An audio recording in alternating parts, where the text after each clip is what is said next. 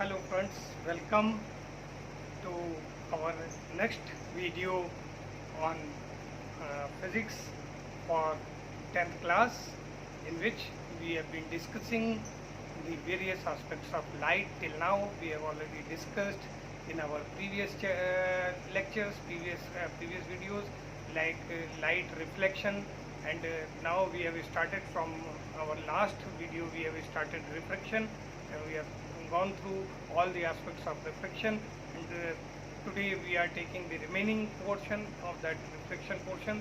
We will try to cover the important aspects till now, and thereafter we will be discussing about the lens images formation by the lenses and other things. So let us start with our next portion.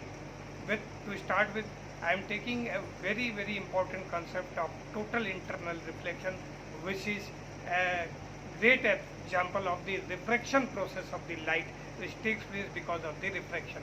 Let us see how.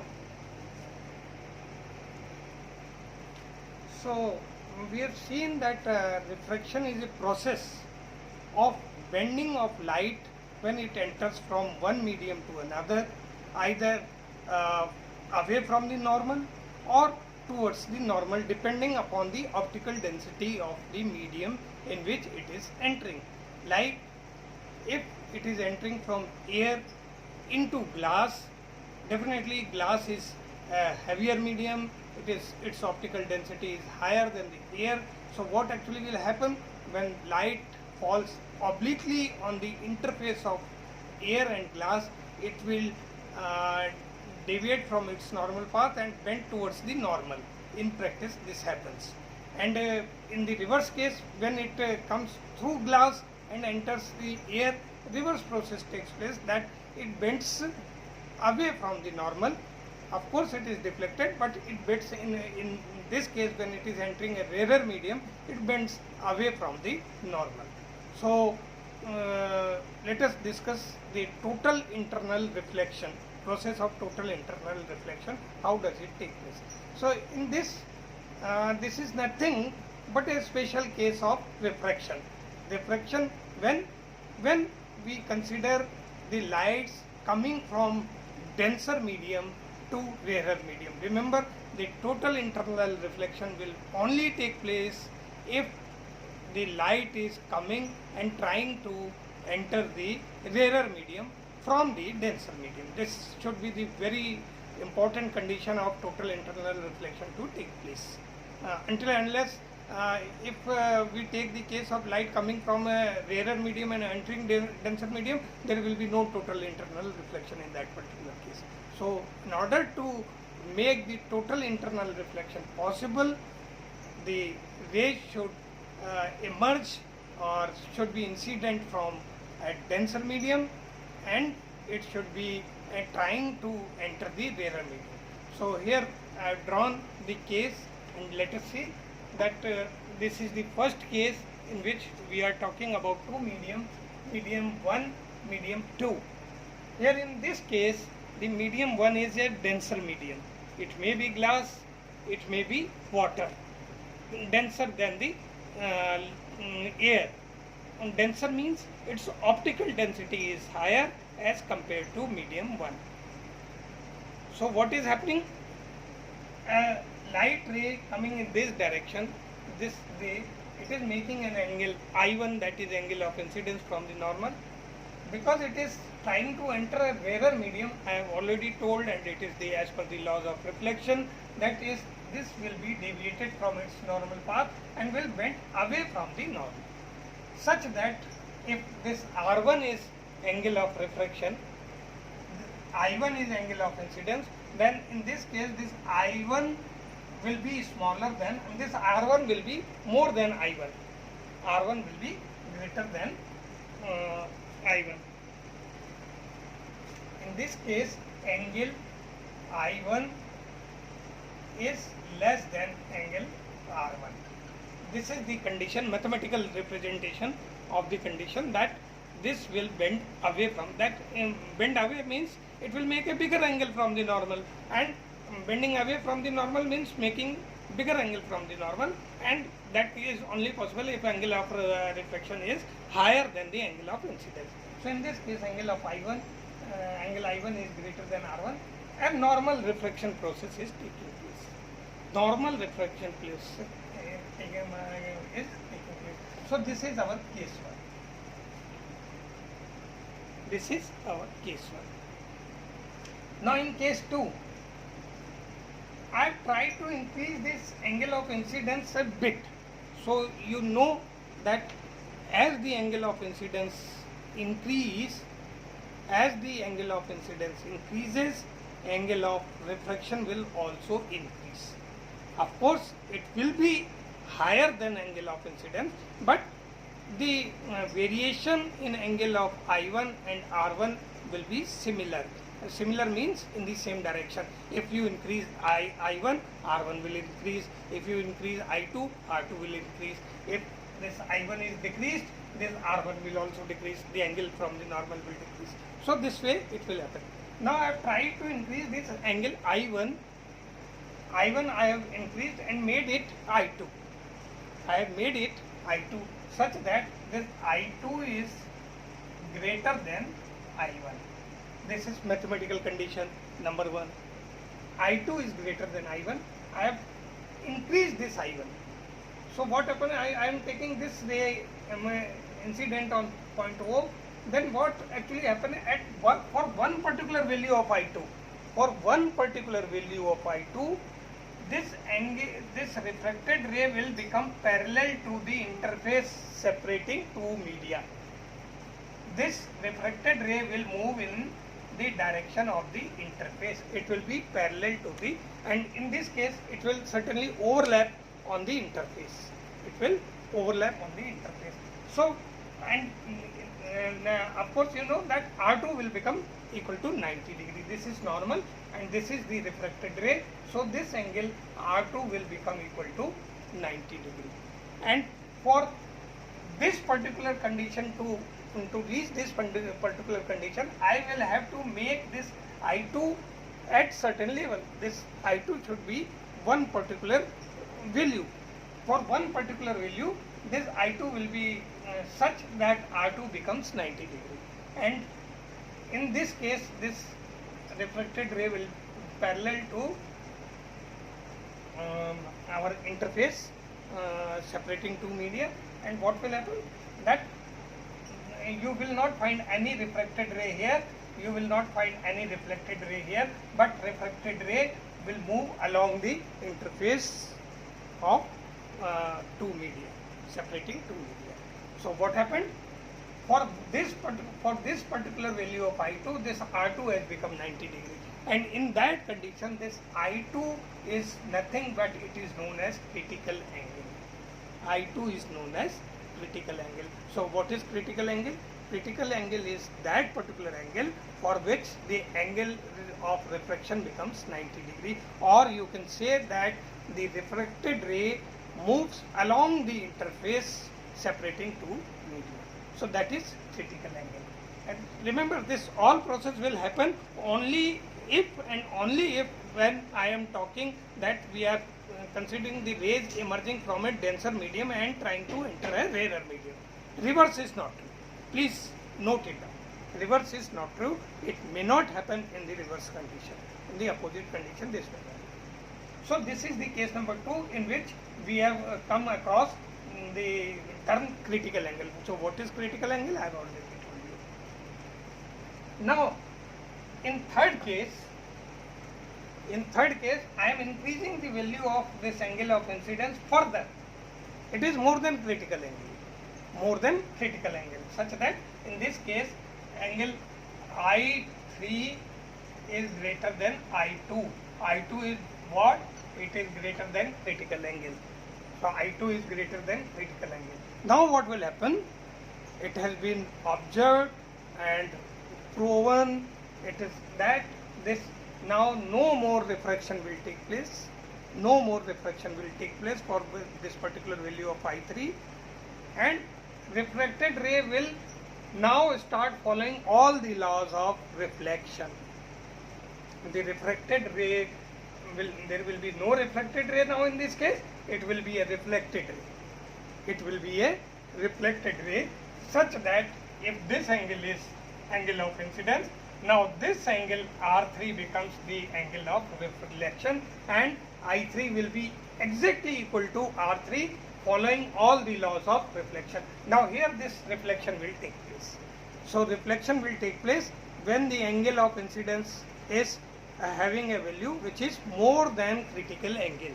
If the angle of incidence is more than critical angle, certainly no more refraction will take place, and the ray which is incident at an angle which is more than critical angle, the ray will be reflected back into the same medium. It will no more enter the another medium. So no refraction will take place, it will be a reflection.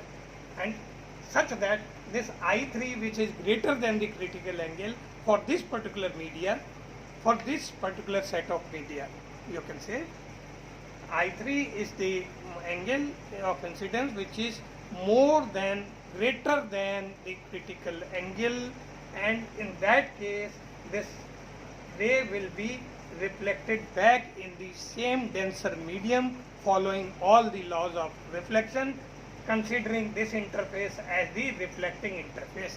Now this interface will become, try to serve as the reflected surface when this angle of incidence is more than critical angle. So this particular phenomenon is known as total internal reflection, in which all the light incident on this surface will be reflected back in the same medium. So this is total internal reflection, and this total internal reflection is very widely used in the optical communication these days. And you must have heard the name of optical fibers. Optical fibers are based on the principle of total internal reflection.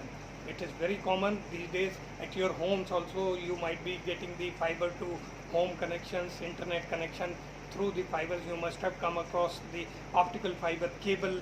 So all these this optical fiber cable works on the principle of total internal reflection. Light is whatever once incident in the glass medium, in the optical core, it remains in the glass facing multiple reflections, millions of reflections through its path, and it is confined within the core itself.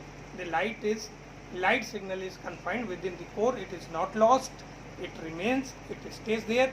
That is, with the help of this sort of propagation of light from one end to another in glass core, we achieve the communication facilities. Signal can be transferred from one place to another, and that is optical fiber communication, you must have heard. Of course, it may not be there in your syllabus, but this is a very important aspect of refraction. I have tried to cover to make the things clear to you people, and total internal reflection is very widely used. It cannot be ignored now anymore, and it is a special case of refraction. It is a special case of refraction. So now we'll move on to the study of lenses, water lenses. So water lenses are generally the transparent material. What are these? These are the transparent materials housed in two surfaces, such that these surfaces by which this transparent material is bound, herein you will find the transparent material inside. Maybe glass, maybe water, maybe any transparent material. We may put any transparent material inside these lenses. Okay, so this is the transparent material covered and packed in, housed in such surfaces that one of the surface is a curved surface, such that one of the surface is a curved surface. Like here it is single side coin.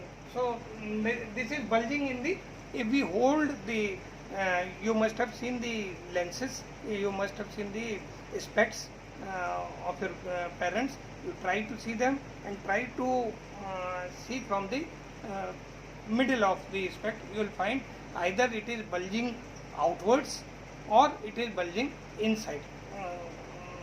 I mean it is narrow inside. So this upper side thickness is not equal to the middle side thickness. In middle, either it will be compressed or it will be bulged outside. So bulging outside, compressing inside, compressing inside, bulging outside, bulging outside, bulging outside, and this bulging outside. So this type of arrangement is known as lenses. Lenses are the transparent materials such that their surfaces are curved surfaces. These are not the plane surfaces. As in the case of glass slab, we have seen, if it is a glass slab, then what is there? It is also a transparent material, but you see all the sides are plane.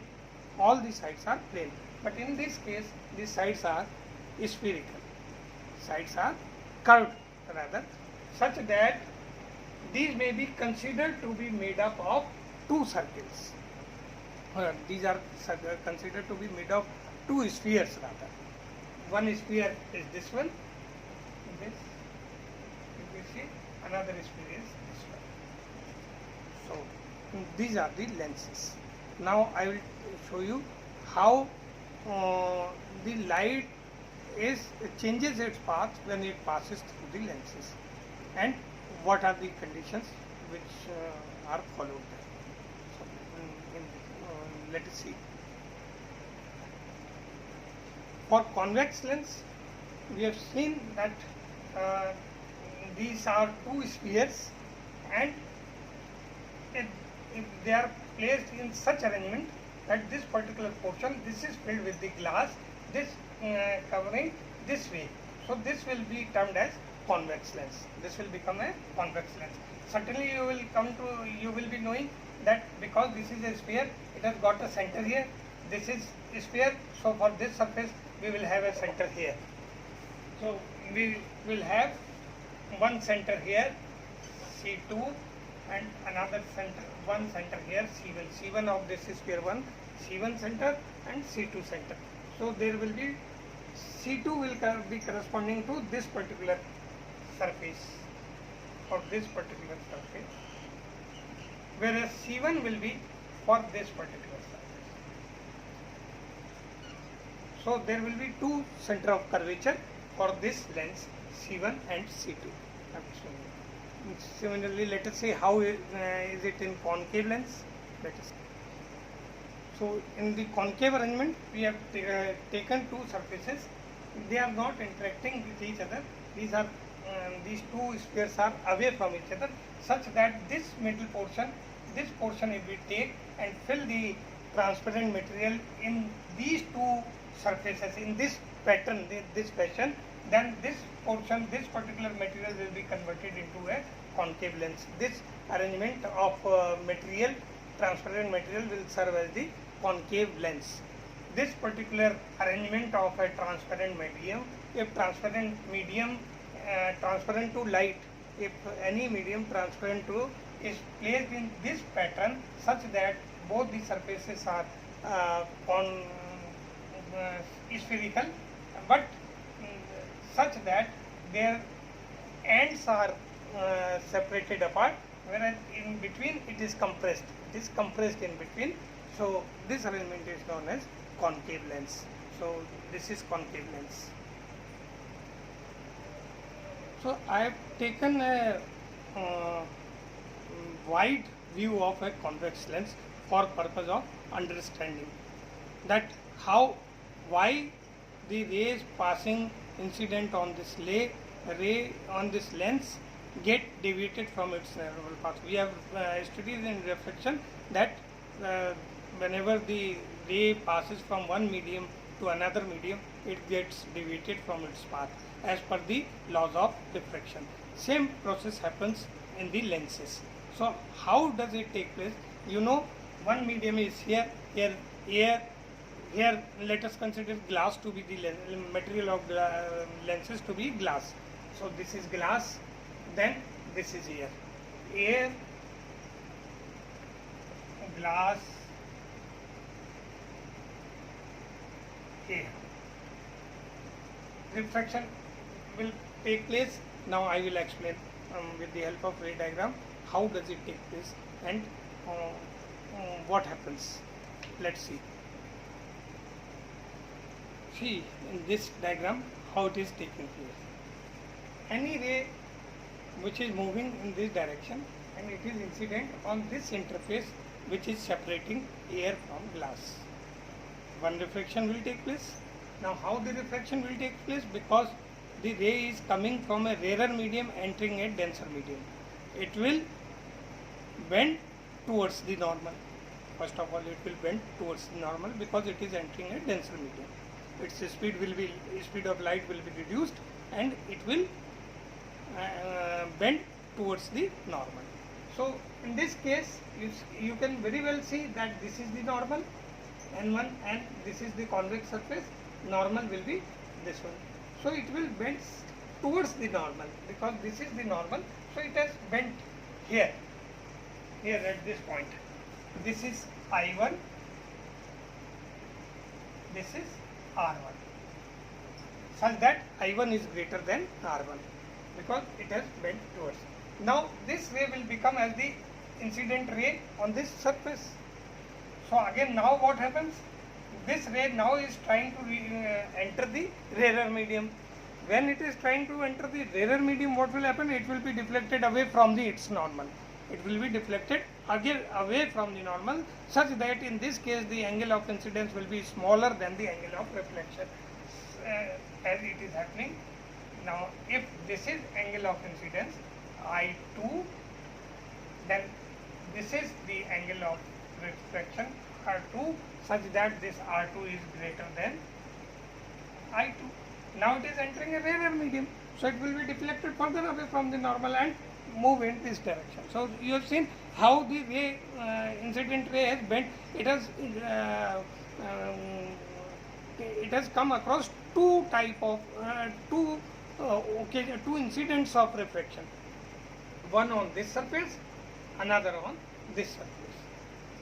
On both the surface, double deviation has taken place. Here also it has deviated towards its principal axis, and here also the ray deviated towards the principal axis. So what happened? Ultimately, it will meet at this one particular point. Let us say, because the rays are coming from the infinite distance. So after double refraction from both the surfaces, it will come and meet at a point which is known as the principal focus of lens. So this ray which is coming parallel to the principal axis, of course this is the principal axis. Now you are very much clear about the principal axis. The rays which are parallel to principal axis means coming from the infinite distance, and they will experience 2 times refraction, and 2 times of refraction this ray will be meet the principal axis at point. Same thing will happen at this point. This ray, it is coming, and suppose this is I3, this is R3. So here from it is entering a denser medium, it will move towards the normal. Towards the normal means this R3 will be less than I3. R3 is less than I3. In this case, R1 is less than I1. Here R2 is greater than I2, and same thing will happen if this is I4, this is R4. Certainly R4 will be greater than I4. So this ray will move in the upper direction, which is coming from at this particular curvature. If it is finding, if the normal has moved in this direction, then it will move towards upper direction, and it will come and meet at point 4. So what you have seen, that rays which are coming from infinite distance have, after reflection, after passing through lens, they meet at a particular point. That is known as principal focus of convex lens. So this is known as the principal focus of convex lens. So 2 types of reflection we have seen. Now let us see how does the same process take place in concave lens. Let us see how does it take place in concave lens. So we may see in this case of concave lens also how does it take place, how the diverging of optical rays is taking place. See, parallel rays are coming and incident on one of the surface, one of the concave surface on this lens. So what is happening? Again, it will at this interface it will encounter a refraction process, and what will happen? It will be deviated away from the and deviated towards the normal because it is entering a denser medium. So it is this is normal. It will be deviated towards the normal. In the second interaction, now it is trying to enter a rarer medium from a denser medium. So now it will move away from the normal, and whatever will happen, it will further move and go in that direction, upper direction. Similar cases here. Here this ray is coming here, and with this normal, this is deviating towards the normal, and here it is deviating away from the normal, and it is coming. So both the rays have diverged. Because of this property of divergence and diverging the rays, this lens is also known as the diverging lens, whereas in convex lens we had seen the light rays are converged after refraction. We have seen that light rays are converged. So that convex lens is known as converging lens also. It converges the light, converging lens. It diverges the light, diverging lens. But when these rays are extrapolated in the reverse direction, it appears that these rays are coming from one point that is known as the focal point of this concave lens. So these rays are diverging lens, it diverges, and convex lens converges. Converging lens, this lens is diverging lens. So this is, I have told you that how does the rays are refracted from lenses. If we are having a double spherical surface type of lens, that is full convex lens or full concave lens, it will encounter 2 times refraction process, and ultimately the rays either will be moved away from it, or they will either be diverged from the principal axis or converged towards the principal axis. So this is the refraction through lenses. Why this question, generally you will not find such type of explanation. That of course in your books you will find that diagrams are there and the rays are there, and after the ray they have shown that this ray is going there, and in concave lens the ray is diverged. But why this convergence and why this divergence take place, this you can very well understand by the phenomena of 2 incidences of refraction at their both the surfaces, separating 2 different medium at 2 different occasions. Of course the pair reverses in both the interaction. And one interaction, it is entering from rarer medium to denser medium. In another instance, it is from rarer medium to denser medium. Of course, when we discuss about the lenses in general, we do not consider this much thick lenses. What I have shown on the board, it was only for the illustration purpose, for understanding that whenever we are making the diagram of the lens, we are simply showing that it will be moving away from, moving in this direction, that direction. But we should have a very clear conception that why does it happen? Why does it happen? So that we have already made it clear how and why the rays are diverted when they pass through the lenses. So this is very much, once you understand it, there will be no difficulty for you to make any of the ray diagram and understand the property of lenses while discussing the human eye in our next coming videos, because it is there in your syllabus also. We will be discussing the uses of these lenses in our human eye, there these will find much use, and at that time your this understanding will be very much helpful to you for the understanding the principle of lenses. So now let us try to see next part what we can take in this video, and we will try to take some of the ray diagrams. Of course this video will become full, and this is my request that you please watch the video till the last of its end, so that you may be able to understand that where we had left the last video and where we are starting our new video from. So this is very much essential to go through the full lecture. This is not like this that you understand one particular concept and leave the other, and that will be not going to make much benefit for you. So in order to avail the maximum benefit of these tutorials, please go through the videos throughout their portion, not only from the start and in the end, but the middle portion is equally important because it is sequential subject, and in sequence if you try to learn it, it will be very much useful, and all the basics will be clear. So let us discuss further. So let us try to understand these three scenes, how the rays are divided, what are the general rules of reflection, and how the light after incident on a lens is deflected. So in first case, if any ray, I am talking about the convex lens of very small aperture and high radius of curvature, and in this case I am saying that any ray coming parallel from infinity after refraction, after passing through lens, it will be converged and pass through this focus f2.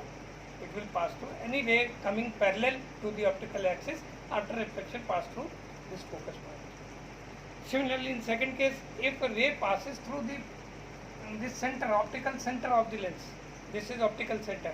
If any ray is passing through the optical center, then it won't face any deviation and will move in the same direction. You must be knowing that this is perpendicular direction. Similarly, this is this normal, this is in the direction of the normal. So there will be, this is almost perpendicular on this, and as such it won't face any of the reflection and will pass through without any deviation. Similarly, a ray is coming through this focus point and falling on this lens. After refraction, after falling on this lens, it will become parallel to the optical axis. It will become parallel to the optical axis. Similar case we will discuss for the concave lens also. Let us draw the diagrams of the concave lens, then I will explain. So in this case, in the concave lenses, what happens? Let us take the first example. In first example, a ray is coming parallel to the optical axis and falling on the concave lens.